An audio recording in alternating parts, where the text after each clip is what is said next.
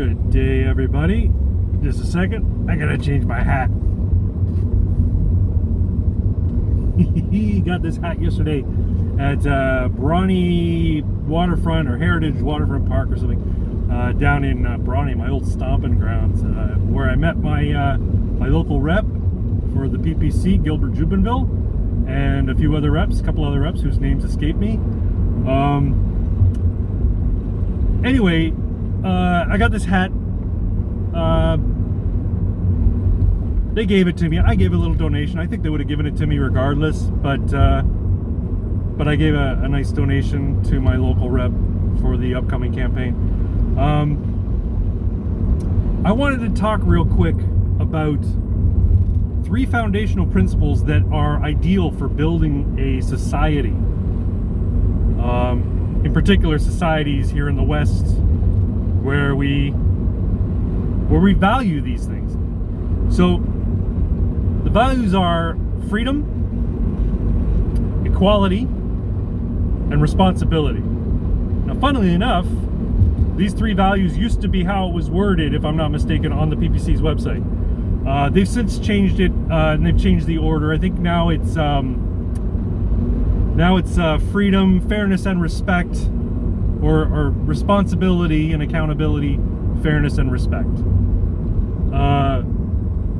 Now, the order for me is important, and I kind of prefer the previous one, but I understand why the new one is more palatable, I guess. When you talk about terms like equality, these are definitional terms, and people don't think in definitional terms, they think in basic concepts. So changing equality to fairness and respect makes sense from a marketing or point of view. But I prefer, like I said, freedom, equality, and responsibility. And the reason for that is because, like I said, the order is important. So these 3 foundational principles are ideal for setting up any social system at all, any social structure in which humans are going to interact. These 3 foundational principles are probably the best foundational principles in my estimation.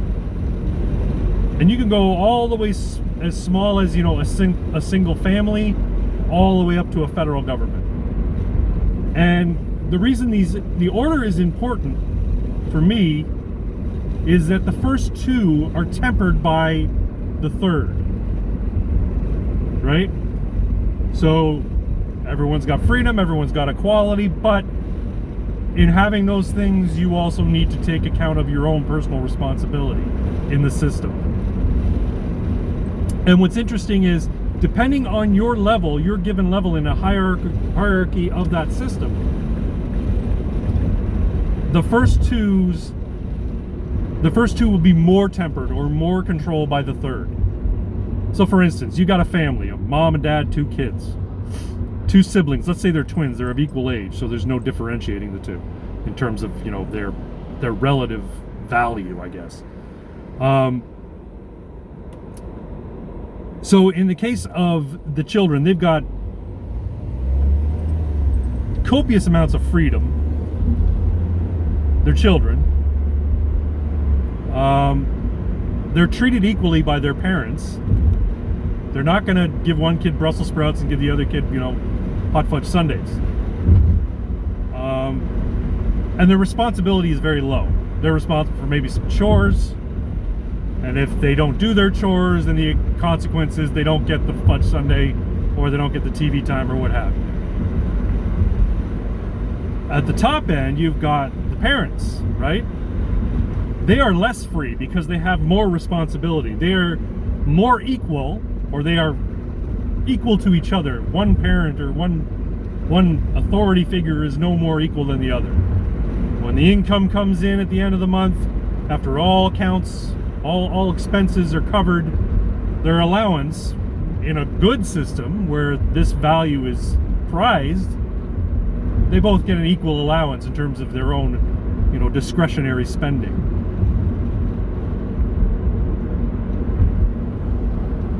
Now the same goes at the government level. So essentially you've got a society made up of individuals of varying backgrounds, varying, you know, skill sets and varying income levels, but they should all be, under the law at very least, free, the same amount of freedom. They should also, under the law, be treated equally. A rich person shouldn't be able to skirt justice because they're rich. I know functionally that may not be what happens, but again, this is an ideal system, an ideal society, not what we necessarily have. And the responsibility of individuals at the individual level is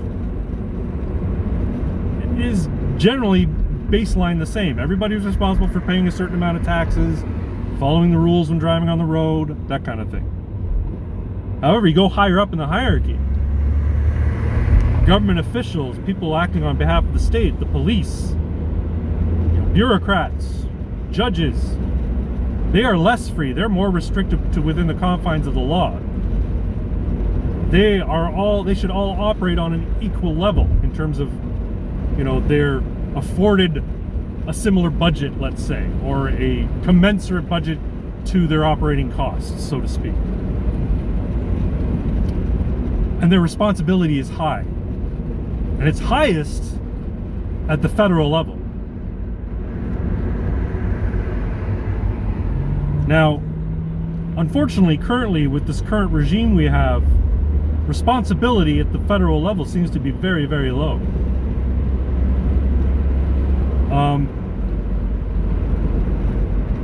Their power or their freedom is very, very high. And in terms of equality, well, not all members are treated equally across the board. So right now we're in sort of a skewed society, and that's why when I think of the PPC's values, when I think of why it is I'm voting for PPC, is because those fundamental values, those baseline first principles that they build their platform on, seem to be the most equitable, I guess, or the most sustainable, or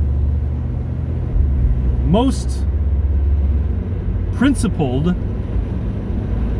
of all the other parties. Now, that being said, I don't know what the Liberals' 3 core values are. I don't know what the Conservatives or the NDP, but my guess is it is tainted by ideology, and it is predicated on their role in government and the role of government. This is why the People's Party of Canada has the right name. A lot of people balked at the name People's Party because it sounds communist, right? But it's because it really is a populist party. It really is a party based on the citizens being the foundation upon which a society should be run. Hey, Ben. I don't know, just want to get that thought out there. I had it while I was brushing my teeth this morning, and I looked at this hat that I got yesterday. It was a really good event. I was there for about an hour, got to speak to some reps, got to talk to this really clever guy, this math PhD guy, who was looking at the COVID numbers, and he had a whole bunch of charts, and he was talking about how different areas did different lockdown measures and different restrictions on liberty, and how by and large they failed across the board. Like, it wasn't just you could pick out Florida, North Dakota over California, New York.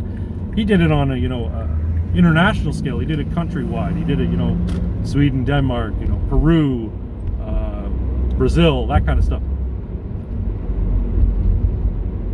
Anyway, his name was Mike, if I recall correctly. I didn't get his last name. I did record a bit of his exchange with an interested voter. I might post that up in a few minutes.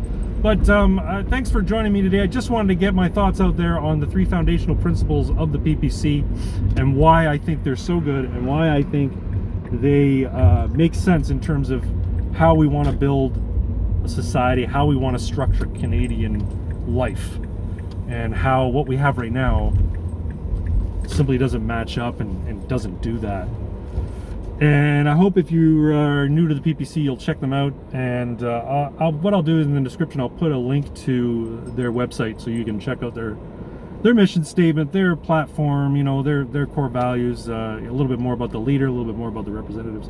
But if you haven't decided yet, give them a look. I'm done now. Kenzie is tired. It's she ran a lot with some puppies, and I'll talk to y'all later. Bye bye.